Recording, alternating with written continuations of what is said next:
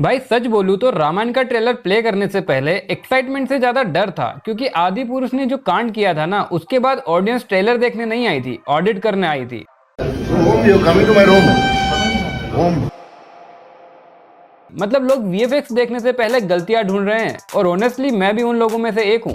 लेकिन ट्रेलर जैसे ही शुरू हुआ, पहले कुछ सेकंड में ही एक चीज फील हो गई कि मेकर्स जल्दी में इंप्रेस करने की कोशिश नहीं कर रहे हैं। ट्रेलर सबसे पहले अपनी दुनिया दिखाता है, हवा का मूड, लोकेशन का स्केल, और फिर धीरे धीरे कैरेक्टर इंट्रोड्यूस करता है। और इसी वजह से ट्रेलर देखते वक्त लगा ही नहीं कि कोई मॉन्टेज चल रहा है। ऐसा फील हुआ जैसे कोई कहानी धीरे धीरे अपना दरवाजा खोल रही हो। एक और चीज जो मुझे पर्सनली बहुत अच्छी लगी, ट्रेलर हर दूसरे सेकंड में चिल्लाता नहीं है कि देखो हमारा बजट कितना बड़ा है। ये प्रॉब्लम बहुत सी इंडियन फिल्म करती है।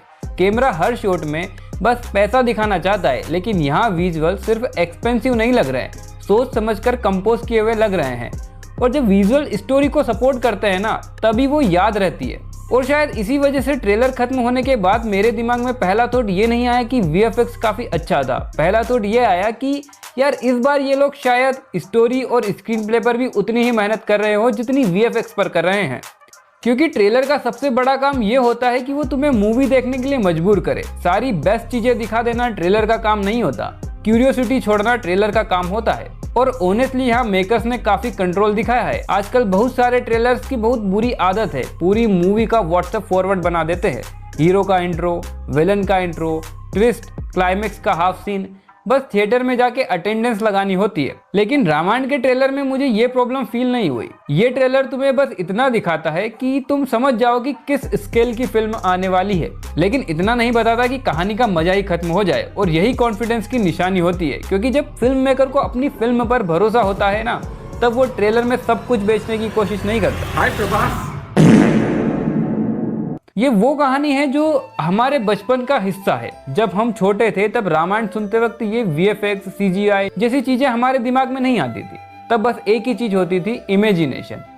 और फिर हम बस श्री राम, माता सीता, लक्ष्मण और हनुमान जी की कहानियों में खो जाते थे। और शायद इस वजह से रामायण को बनाना किसी भी फिल्म मेकर के लिए नॉर्मल प्रोजेक्ट नहीं होता। यहाँ प्रॉब्लम ये नहीं होती है कि आप एक इमेजिनरी दुनिया बना रहे हो, प्रॉब्लम ये है कि ऑडियंस के दिमाग में पहले से ही एक दुनिया बनी हुई है, और अगर आपने उस दुनिया को गलत टच कर दिया तो लोग रिव्यू नहीं करेंगे, सीधा कोर्ट जाएंगे। शत्रु के सैनिकों का अंतिम संस्कार हमारे अपने सैनिकों के साथ क्यों करवा रहे हैं? ये हमारे या रावण के सैनिक तब तक थे जब तक जीवित थे। मृत्यु के बाद कोई किसी का शत्रु नहीं। और फिर ट्रेलर धीरे धीरे अपना स्केल बढ़ाता है। जैसे जैसे नए विजुअल्स आते हैं, वैसे वैसे एक एक चीजें क्लियर होती जाती है।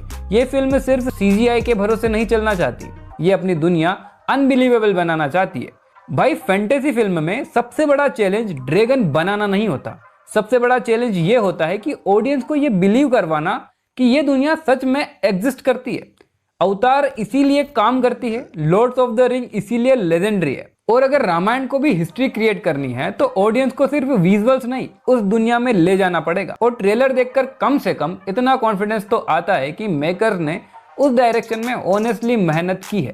जब आप रामायण जैसी स्टोरी बना रहे हो तो नेचुरली एक्सपेक्टेशन भी बहुत हाई होती है। आप सिर्फ एक जंगल, कुछ कपड़े, कुछ बैकग्राउंड में महल दिखाकर ये नहीं बोल सकते कि लो भाई ये है अयोध्या, ये है लंका। ऑडियंस अब पहले वाली नहीं रही। आज के टाइम पर लोग अवतार, लॉर्ड्स ऑफ द रिंग्स और गेम ऑफ थ्रोन्स जैसी मूवी देख चुके हैं। उनको पता है कि एक फैंटेसी वर्ल्ड कैसे क्रिएट होती है। इसलिए रामायण के सामने चैलेंज डबल है, उसे ग्रैंड भी लगना है और अपना भी लगना है। अब सबसे बड़ा चैलेंज है श्री राम। भाई श्री राम का कैरेक्टर बनाना बहुत मुश्किल है, क्योंकि नॉर्मल हीरो को पावरफुल दिखाना इजी होता है। हीरो एंट्री करेगा, बैकग्राउंड में म्यूजिक बजेगा, 10 विलन उड़ा देगा, ऑडियंस तालियां बजाएगी।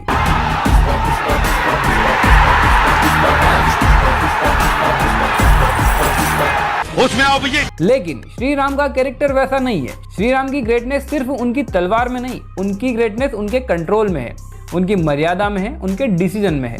एक ऐसा इंसान जो पावरफुल होने के बाद भी ईगो में नहीं आता। ये चीज स्क्रीन पर दिखाना सबसे डिफिकल्ट होता है। पर सच बोलूं, मुझे सबसे अच्छी बात रणवीर कपूर के एक्सप्रेशन लगे। श्री राम का ओरा अलग होता है, उनके कैरेक्टर की पावर उनकी आंखों में होती है, उनकी शांति में होती है। ट्रेलर में भी वही फील आई। वो अननेसेसरी अग्रेसिव नहीं लगते जैसा आदि पुरुष में प्रभास के फेस पर नजर आता था, और इसी वजह से हम उसे श्री राम के कैरेक्टर में एक्सेप्ट नहीं कर पाए। और मुझे लगता है कि मेकर्स ने यह डिसीजन बहुत सोच समझ कर लिया है। अगर श्री राम को मास हीरो बना दिया होता तो कैरेक्टर का असली एसेंस ही खत्म हो जाता। अब बात अगर रावण की करें तो होनेस्टली रामायण में रावण का कैरेक्टर जितना डेंजरस है उतना ही इंटरेस्टिंग भी है, क्योंकि अगर रावण सिर्फ एक पागल विलन होता तो कहानी यादगार नहीं होती। रावण इंटेलिजेंट था, पावरफुल था, नॉलेज रखता था, लेकिन प्रॉब्लम ये थी कि उसका ईगो उसकी नॉलेज से काफी बड़ा हो गया था और यही उसका डाउनफॉल बना। इसीलिए रावण को सिर्फ हाँ मैं बुरा हूँ टाइप विलन बना दिया तो कैरेक्टर खत्म हो जाएगा। एक ग्रेट विलन वही होता है जहाँ ऑडियंस बोले कि इस बंदे में पावर भी है, पर्सनालिटी भी है, बस इसका रास्ता गलत है। अब बात करते हैं सबसे कंट्रोवर्शियल पॉइंट वीएफएक्स की। रामायण में चाहिए कि लंका सिर्फ गोल्डन सिटी ना लगे, बल्कि उसमें रावण की पर्सनालिटी दिखनी चाहिए। अयोध्या सिर्फ ब्यूटीफुल ही नहीं हो, उसमें डिग्निटी भी फील होनी चाहिए, और वही चीज मैंने ट्रेलर में नोटिस की। इस ट्रेलर में कोई भी शॉट ऐसा नहीं है जहां मेकर सिर्फ ऑडियंस को इंप्रेस करने के लिए वीएफएक्स घुसा रहे हो।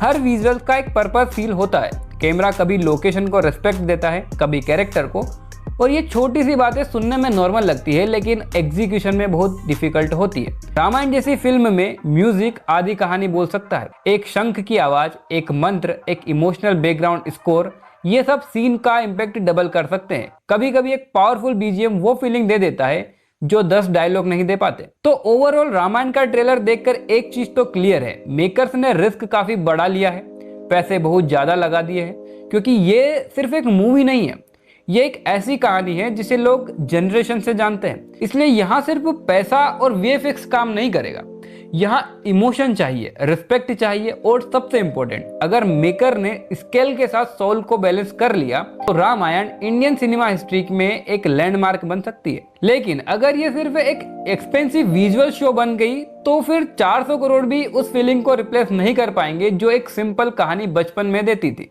हाँ, लेकिन इसका मतलब ये बिल्कुल नहीं है कि मूवी ऑलरेडी मास्टरपीस है। ट्रेलर और मूवी में जमीन आसमान का डिफरेंस होता है। हम सब ने ऐसे ऐसे ट्रेलर्स भी देखे हैं जो 10 आउट ऑफ 10 थे, और मूवी देखकर लगा कि एडिटर ने सारी मेहनत ट्रेलर में ही कर दी हो। इसलिए मैं अभी और हाइप नहीं करूंगा, लेकिन अगर सिर्फ ट्रेलर की बात करूं तो इसने मेरा ट्रस्ट जरूर जीता है। और हाँ, ट्रस्ट आदि पुरुष के बाद सबसे महंगी चीज है। कपड़ा तेरे बाप का। फैमिली देखती है, वरना मैं ऐसे गाली दूं ना, जिंदगी भर याद रखें ये बड़े हुए।